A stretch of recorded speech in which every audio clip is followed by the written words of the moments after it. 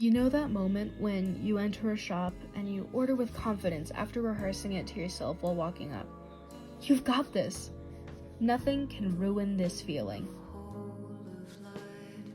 Here's that thing for you. Enjoy. You too. Oh my God. Why the hell did you say that? Are you an idiot?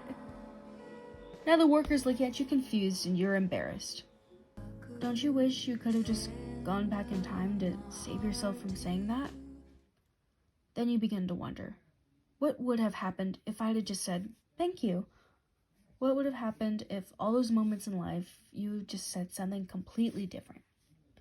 Would life have gone so much differently? What if there were different versions of you all around the universe, all doing the different things you could have done?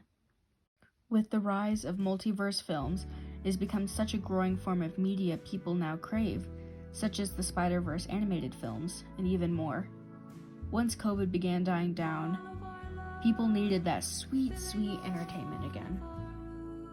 Everything Everywhere All at Once, directed by Daniel Kwan and Daniel Scheinert, also known as the Daniels, is a movie that bends your idea of what you thought the film is about and challenges the way films are made entirely. A mixture of sci-fi, action, comedy, and drama, with an alluring and well-fit cast of Michelle Yeoh, Ke Kwan, Stephanie Su, Jamie Lee Curtis, and James Hong. But what makes this movie so unique? What makes it hit so hard for hundreds? What makes this film so gut-wrenchingly beautiful? Joy Wang is presented as your typical angsty young adult. Her mom doesn't really understand her or her life choices, but that's exactly what's going on for her. We see her struggle with the relationship with her mother and her culture when it comes to speaking with her very strict grandfather. Evelyn Wang is the main character. She is an exhausted Chinese immigrant who lives upstairs in her failing laundromat. She's your typical cut-and-dry foreign mother.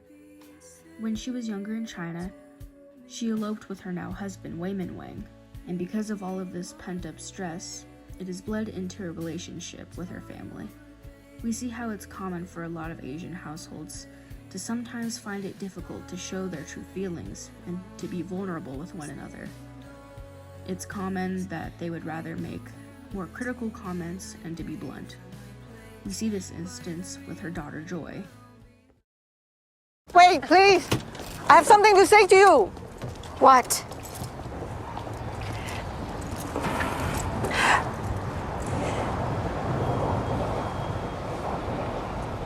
You have to try and eat healthier. You are getting fat. Wayman Wang is the exact opposite of Evelyn. He is carefree and childish at times, but it's endearing to the audience. He isn't afraid to show his juvenile humor and his stance in the family. When Wayman from the other reality takes over current Wayman, he reveals that there is a threat coming their way, Jobu Tupaki. He also says that the reality that Evelyn is living in right now is the one where she failed at everything. Jobu Tupaki is Joy. Well, a version of Joy. Jobu is from another universe, and there she gained the abilities to verse jump, making her incredibly dangerous and powerful. She holds the memories of every single Joy there is. She has seen everything that has gone on in the universe. Nothing truly matters to her anymore. Evelyn, now learning the ways of verse jumping, as she continues on, she gains more and more knowledge. Evelyn sees Jobu as someone who has corrupted her daughter, her Joy. And now her goal is to destroy Jobu before it destroys her daughter. Wayman isn't seen too much, but he's constantly shifting between the two versions of himself. It's making him incredibly confused on what's going on and why his wife is fighting so many people everywhere. Evelyn has been so harsh and cynical and violent. She realizes that now. She realizes it all too soon as she's being told by all the other realities. Her husband is scared and confused. He only wants what's best for everyone. He just wants people to be happy. Evelyn has been fighting for so long. She has verse jumped so much that it began to twist the fate of the other realities of herself. She's destroying them like she has destroyed her life, her family. Really, Jobu just wants to destroy herself. Like I said, nothing matters to her anymore. She's seen everything, she knows everything. She's seen how Evelyn has treated the current Joy. The many nights Joy cried and felt alone because of her own mother. She tells Evelyn straight up that she isn't a good mom to Joy. She's not good for Joy. Waymond, in one of the realities, tells her, 尽管离家让我心碎，我想告诉你，如果有来生，我还是会选择和你一起报税，开心一点。 Evelyn takes a googly eye and puts it on her forehead. The same ones that Waymond would always use and that she would get mad about. She knows what to do now. Everyone is now fighting with kindness. That's her new weapon. She shows support. She shows that everyone is in love, awakening even a sexual fantasy for someone. And now, she needs to fix her mistakes as a mother. In order to save her Joy, she wants to save Jobu Tupaki too. I mean, I think this next scene speaks for itself. Good for you, you're figuring your shit out. That's great. I'm really, really happy for you. I'm tired. I don't want to hurt anymore, and for some reason when I'm with you, it just hurts the both of us. You are getting fat. And you never call me, even though we have a family plan. And it's free. You only visit when you need something. You got a tattoo, and I don't care if it's supposed to represent our family. You know I hate tattoos. And of all the places I could be, why would I want to be here with you?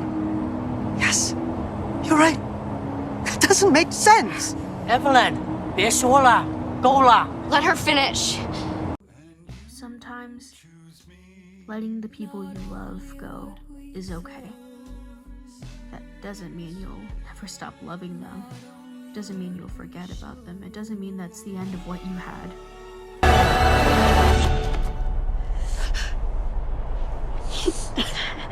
The two embrace. Evelyn finally fully accepts her daughter. Evelyn is able to reconcile with her husband. Evelyn is able to repair her damaged relationship with her father. Evelyn has fallen in love with herself and with life again, all at once. This movie has been such a huge impact on so many people's lives, including mine. When I first watched this, I could see myself in almost every single character, especially Joy. It was such an eye-opening experience as a queer Asian American with a harsh and cynical foreign mother who too wants to fix her relationship together.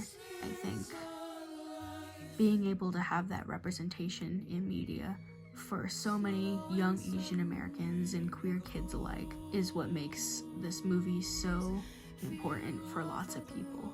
And even when others are able to relate in any way. I just want an Oscar.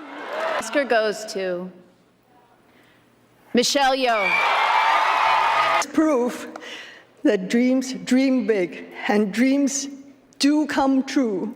And the Oscar goes to Everything, Everywhere, All at Once.